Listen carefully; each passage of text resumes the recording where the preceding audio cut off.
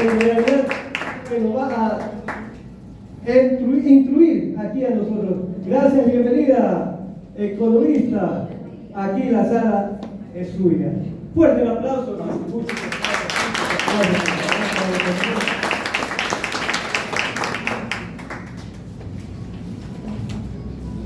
Bueno, yo quiero en primer lugar agradecer a la Sociedad Hijos del Trabajo por esta gentil invitación a conmemorar 195 años de la Revolución y a invitarnos a reflexionar sobre qué significó y qué significa para nosotros hoy aquel 5 de junio de 1895. Saludo en primer lugar a las niñas y a los niños aquí presentes. Muchas gracias por haber venido. Nosotros, lo que hizo el general Alfaro, lo hizo pensando en ustedes que están aquí reunidos. Saludo a los papás y a las mamás que los han traído, a sus maestros, y ahí sí saludo a esta mesa directiva, señor presidente, mis colegas contertulios. Quiero decirles que realmente es un honor estar aquí, porque si estamos aquí es porque desde el solar donde se levanta este edificio fue donado por el general Eloy Alfaro, y tuvieron que pelear duro aquellos momentos obreros que conformaban la Sociedad Hijos del Trabajo para que efectivamente esa donación se convierta en una realidad, enfrentándose a quienes tenían el poder, que no querían pues obedecer a la orden. Bien, yo quiero empezar leyendo algo también, que son palabras del general Eloy Alfaro.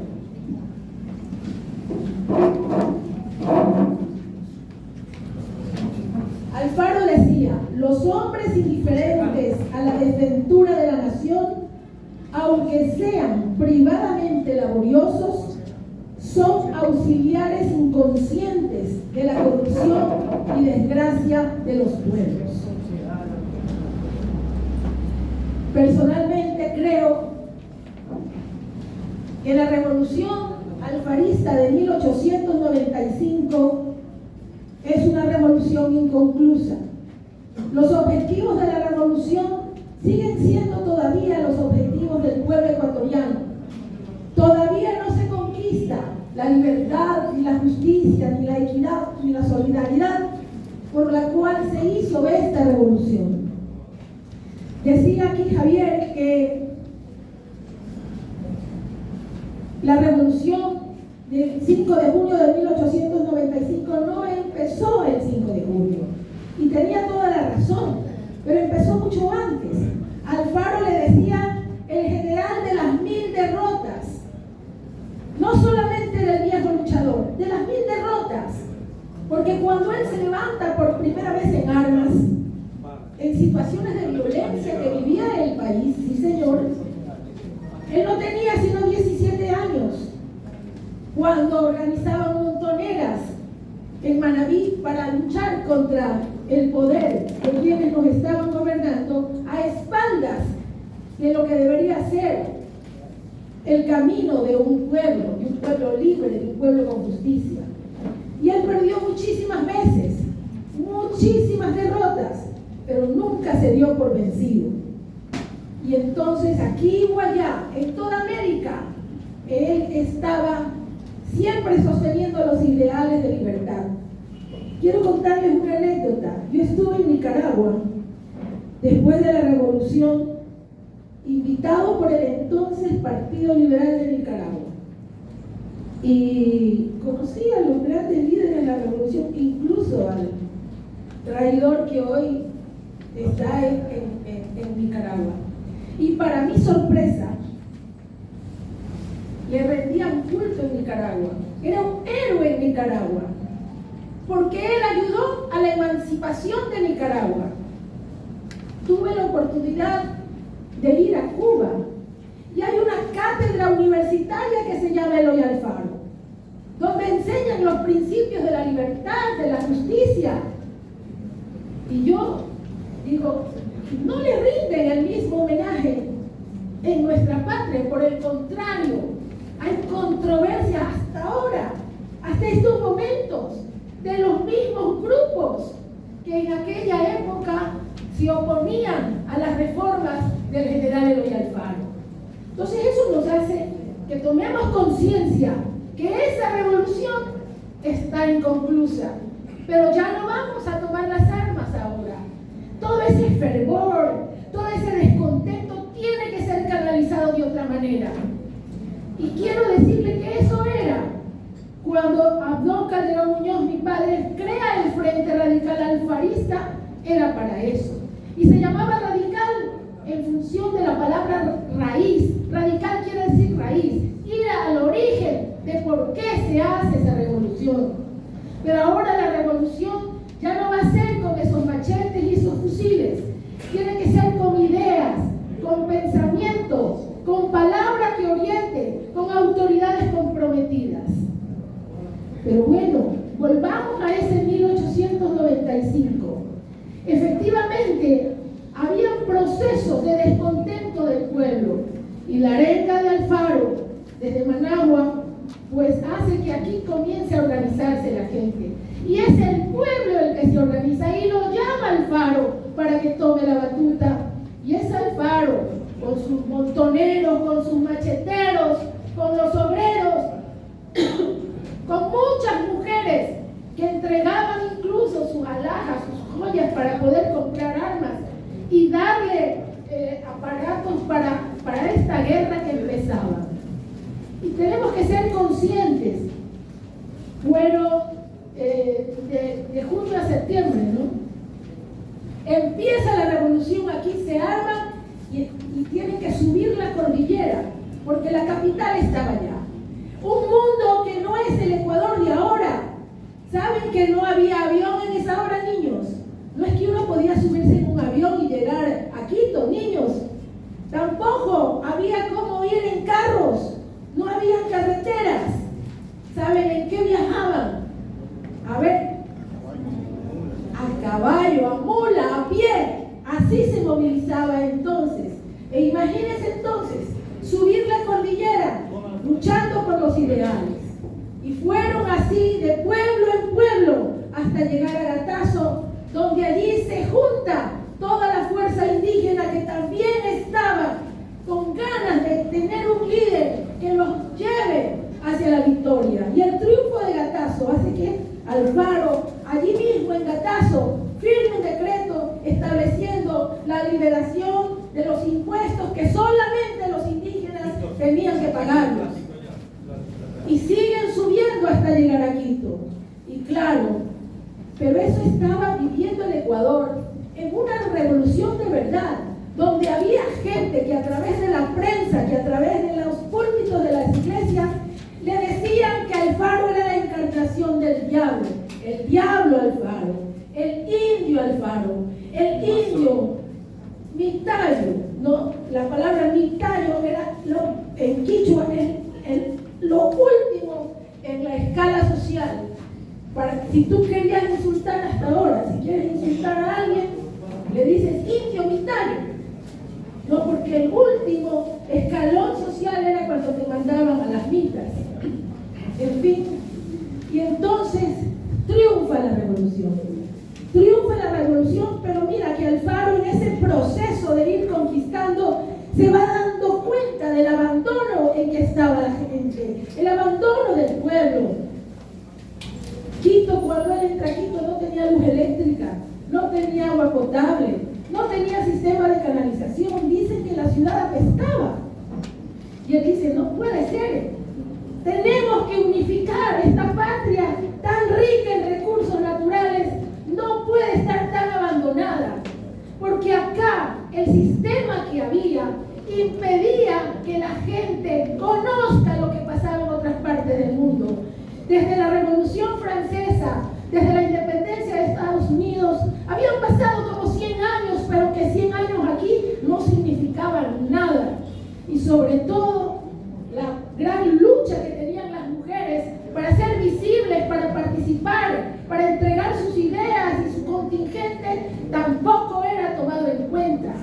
Aquí las mujeres eran personas de segunda, sin alma, solo destinadas a la cocina. Si alguna aprendía a leer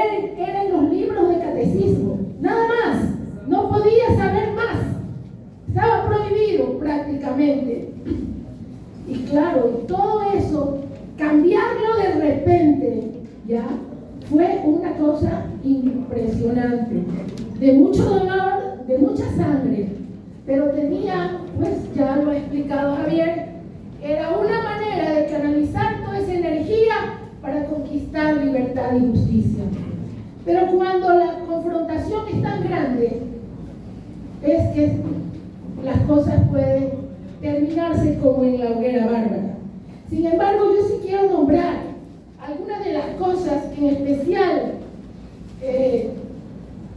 en función del género, ya que al mismo tiempo estamos celebrando ahora los 100 años del voto femenino. Matilde Hidalgo del Procel, que viene a ser una hija de las ideas liberales. Matilde Hidalgo era una niña en 1906, cuando por primera vez en el Ecuador la Constitución reconoce la ciudadanía para simplemente los nacidos en el Ecuador, para simplemente los mayores de 21 años y que sepan leer y escribir. Nada. Es decir, por primera vez la mujer es ciudadana, y eso significaba ser dueña de todos sus derechos. Pero en una sociedad donde la mujer no se la tomaba en cuenta para nada, fue una revolución. Este hombre, se van a terminar las familias. Eso es una herejía. Dice el Génesis que la mujer salió de la costilla del hombre y ella tiene que estar sujeta al hombre. Y la mujer, cuando iba al matrimonio, le decía: tienes que aguantar la cruz del matrimonio, o tienes que tener las faldas tan anchas para tapar las faltas de tu marido, porque eso es para siempre. Entonces, todas esas cosas, eso era lo que creía la sociedad. Y van a ver que después de la Constitución de 1906, viene Alfaro y comienza y promueve la ley del matrimonio civil. Gran revolución aquí. Fue un escándalo. Es decir, el que un hombre y una mujer se unan en función de ser ciudadanos y por tanto formar una familia del Estado significó realmente un escándalo, y más escándalo cuando se promulga la ley del divorcio. Eso fue peor todavía. Promulga la ley de emancipación económica para la mujer casada. Eso es importantísimo, porque las mujeres al casarse perdían todos sus derechos sobre sus bienes, todos, y podía el marido disponer absolutamente de esos bienes. Establece algo sumamente importante que ya la maestra lo ha dicho: la educación laica, que significó para las mujeres crear los primeros normales para formar maestras. Él trajo libros, barcos cargados de libros para que la gente conozca lo que se discutía en el mundo, lo que eran los derechos humanos, lo que era la libertad. Él también hace otra cosa muy importante justamente aquí donde estamos. Él favorece los derechos del trabajo, promueve la organización sindical y les da a los sindicatos y a los gremios muchas ventajas. ¿Ya? Y entonces vemos, por tanto, que deben haberse preocupado sumamente aquellos que no querían que nada cambie. Y termina en la hoguera bárbara. Entonces, ¿qué pasa ahora? Después de Alfaro, ¿qué estamos haciendo? Hoy día me llamaba una periodista del Universo y le contaba yo al presidente que cuando uno lo llaman así del Universo, del Expreso, lo hacen hablar, pero solo le cogen unas 2, 3 frases y a veces no es exactamente lo que uno quiso decir y ya está publicado.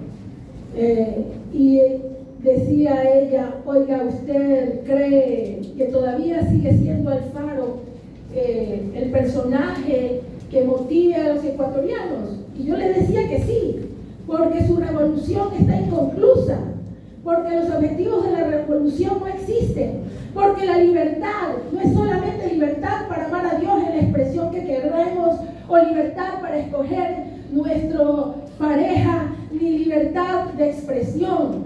Aunque parezca paradójico, la libertad es una cadena hecha de eslabones. Y esos estos que he mencionado son eslabones, pero hay uno importante, que es la libertad económica. Sin libertad económica no hay libertad.